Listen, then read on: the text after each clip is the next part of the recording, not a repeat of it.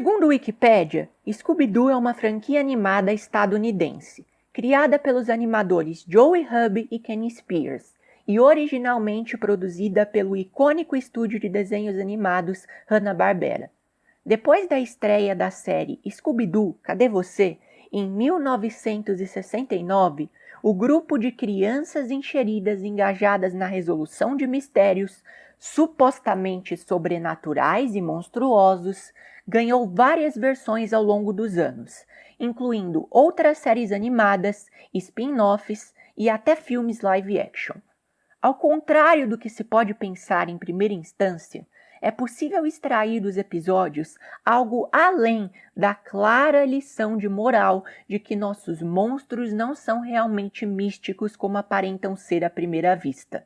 Especialmente quando tratamos da série animada O Que Há de Novo, Scooby-Doo, lançada em 2002.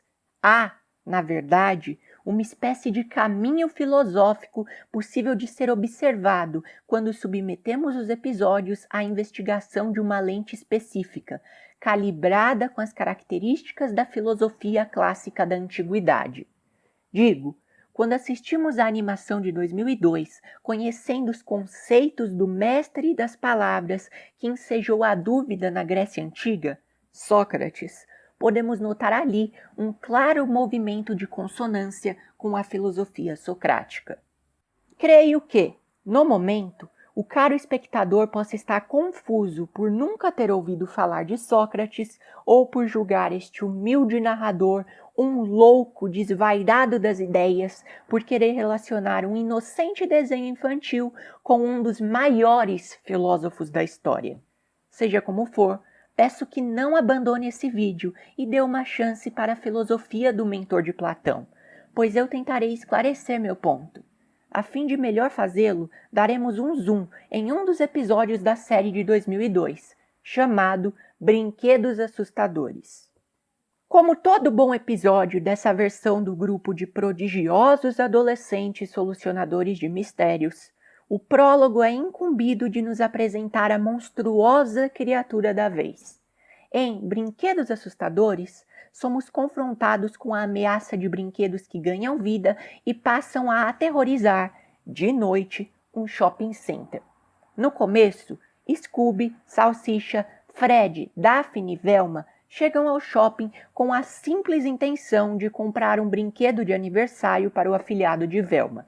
Contudo, logo descobrem sobre o mistério e propõem-se a investigá-lo. O gerente da loja de brinquedos fica, a princípio, hesitante, perguntando se o grupo pretende cobrar pelos serviços prestados, ao passo que nossos heróis respondem que não.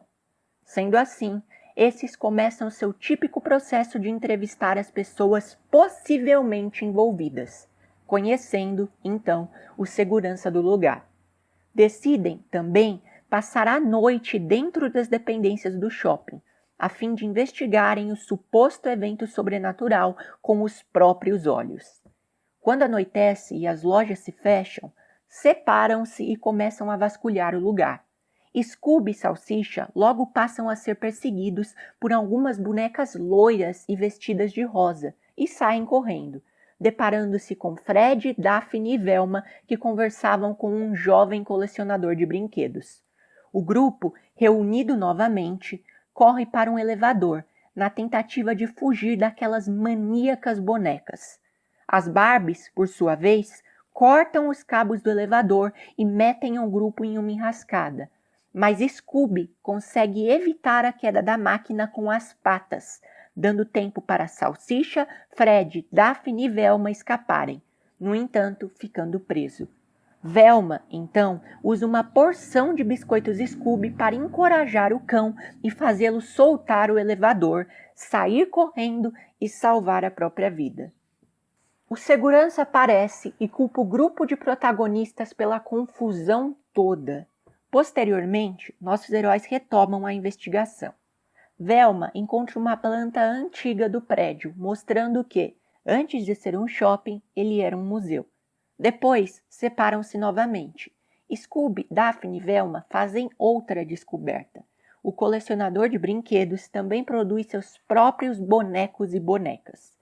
O grupo se reúne mais uma vez e é, de novo, perseguido por brinquedos. Daphne, armada com uma mangueira para apagar incêndios, molha os bonequinhos de plástico, gerando um curto-circuito em cada um deles. Nesse momento, a percepção apurada de Velma entende a origem da suposta vida dos brinquedos. Eles estavam sendo controlados remotamente por um chip. Todos decidem, então, explorar o porão, e Salsicha encontra uma entrada para uma parte do subsolo que estava sendo escavada por uma britadeira gigante. Fred, usando Scooby como parceiro, acaba bolando um plano, reunindo todos os suspeitos e fazendo o suposto culpado se entregar. O colecionador de brinquedos assume toda a culpa. Contudo, quando já estão na máquina de mistérios, Velma se dá conta que prenderam a pessoa errada e manda Fred dar meia volta com o carro e retornar para o shopping. Lá, eles concluem o mistério. O culpado sempre fora o segurança, que usara os brinquedos como uma distração para cavar o subsolo do shopping em paz e retirar os quadros que havia roubado do antigo museu e escondido ali. Talvez, exatamente neste final, resida o ápice de uma das características mais socráticas presente neste grupo de crianças encheridas.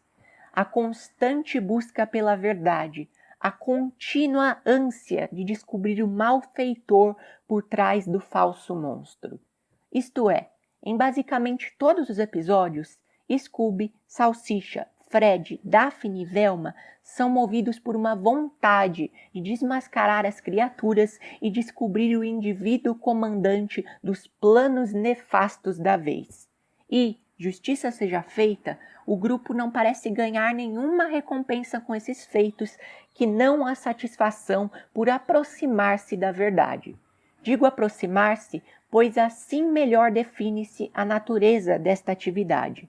Ora, veja bem, por mais que alcance a solução de um mistério, o grupo é sempre logo mais interpelado por um novo, que exige nova investigação e nova solução. Nossos heróis, portanto, realizam tarefa pautada na constante carência de uma solução definitiva, uma resposta final para todos os mistérios. De algum modo, assim também é a filosofia segundo Sócrates. O filósofo, no livro O Banquete, de Platão, narra sua conversa com Diotima, uma estrangeira que lhe ensinou o que era o amor e a filosofia. Quais então, Diotima? Pergunta Sócrates. Os que filosofam, se não são nem os sábios nem os ignorantes.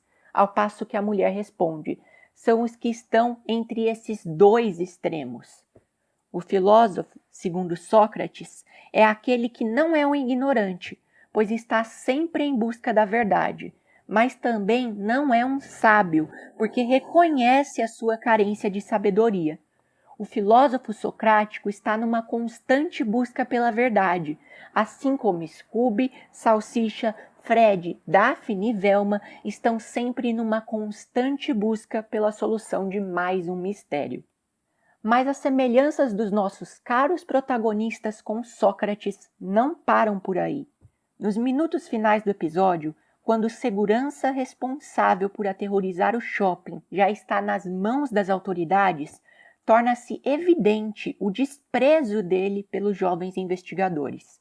Eu não acredito que uma mente militar brilhante feito a minha foi superada por crianças e um cachorro vadio, foram algumas das últimas palavras do culpado, que explicitam bem a sua raiva por ter sido desmascarado, por ter as fraquezas do seu plano evidenciadas. E ele é só mais um dos tantos inimigos que o grupo de detetives faz ao longo da série, ao longo de suas sucessivas investigações, bem como também o é com Sócrates, que acumula desafetos na sua embrenhada de desmascarar os falsos sábios da polis. Quando o filósofo, utilizando-se do exercício do diálogo, tem êxito em demonstrar como alguns, ditos detentores da sabedoria, nada sabem quanto ao assunto em questão, ele abala os status quo dessas pessoas e atrai a ira delas para si. Ora, Dessa investigação, cidadãos atenienses, me vieram muitas inimizades, e tão odiosas e graves que delas te derivaram outras tantas calúnias. Bem relata Sócrates em pessoa no trecho retirado da Apologia, outro livro escrito por Platão. Os supostos sábios, incapazes de vislumbrar a sua carência de saber, incapazes de admitir a própria ignorância, entram, tal como segurança que não pôde acreditar que sua mente militar brilhante fora superada, em estado de negação, voltando-se contra o filósofo. Quem sabe, falte resiliência para assumirem que não são sábios e para o segurança assumir que, talvez, sua mente militar não seja tão brilhante. Contudo, ó caro espectador, peço que não confunda o constante exercício investigativo de Sócrates com uma espécie de chatice congênita ou prazer em demonstrar as ignorâncias alheias, até porque ele mesmo dizia nada saber. Como já dito aqui, o filósofo, na realidade, não assume tal tarefa em busca de fama, dinheiro ou poder, e sim devido a um compromisso inalienável com a verdade e a busca por ela. Tanto é que Sócrates não se interessava por nenhum cargo na cidade e fazia todos os seus discursos em praça pública, onde todos poderiam ter acesso gratuitamente, um dos fatores que o distinguia dos sofistas, grupo de homens considerados, na época, intelectuais e que dominavam, dentre tantas coisas, a retórica, ensinando-a para quem pudesse pagar. Sócrates, além de rechaçar aquela retórica dos sofistas, pois a compreendia como uma ferramenta compromissada apenas com o convencimento de qualquer discurso, mesmo que esse não fosse verdadeiro, também via com maus olhos a forma como os sofistas convenciam os jovens e suas famílias a lhes pagarem em troca de um suposto conhecimento. Conhecimento que, por não estar compromissado com a verdade, Sócrates não considerava legítimo. Mas, deixando de lado esses pormenores, a forma como o filósofo prefere falar ao público gratuitamente, além da sua ânsia em buscar a verdade, aproxima ainda mais Scooby, Salsicha, Fred, Daphne e Velma dele. Isso porque os jovens investigadores, como bem mostrado no começo do episódio Brinquedos Assustadores, quando o grupo de protagonistas diz ao gerente da loja que fará a investigação gratuitamente, também optam por realizar sua atividade sem cobranças, oferecendo-a a quem precisa, enquanto Sócrates oferecia suas palavras a quem quisesse ouvi-lo. Eu sei. Certas coisas nem sempre precisam ser tão rasas quanto imaginamos à primeira vista, e o que há de novo, Scooby-Doo, certamente é uma delas. Este exercício de estudo da filosofia e de relação com elementos do nosso cotidiano é extenso e pode durar uma vida toda. Mesmo ainda dentro do desenho do Scooby-Doo, temos mais características que podem ser relacionadas à filosofia socrática.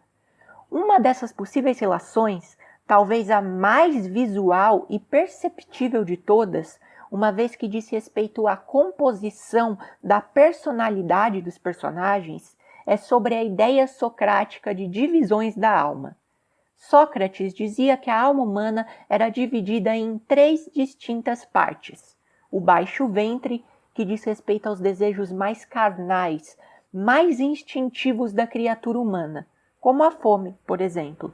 A parte irascível, parte dos sentimentos, da vontade de ser amado, famoso ou reconhecidamente bonito.